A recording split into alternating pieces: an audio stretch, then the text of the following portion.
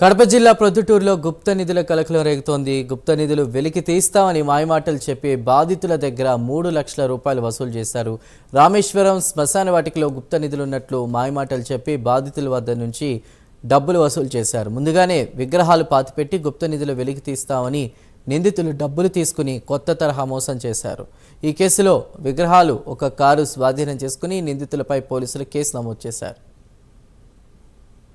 ఉదయం 10 గంటల సమయంలో రాబడిన సమాచారం మేరకు ప్రొద్దుటూరు డిఎస్పీ మేడం యొక్క ఉత్తర్వుల మేరకు నేను, మా ఎస్ఐలు, మా సిబ్బందితో పాటు ఆర్టీపీపీకి పోవు దారిలో శ్మశానం దగ్గర అనుమానాస్పదంగా కొందరు వ్యక్తులు తిరుగుతున్నారని వెళ్ళి అక్కడ చూడగా అక్కడ కొంతమంది ఒక కారు, ఒక బైక్ పెట్టుకొని ఒక 8 మంది అనుమానాస్పద స్థితిలో కనపడితే వారిని మేము అదుపులోకి తీసుకొని విచారించగా వారు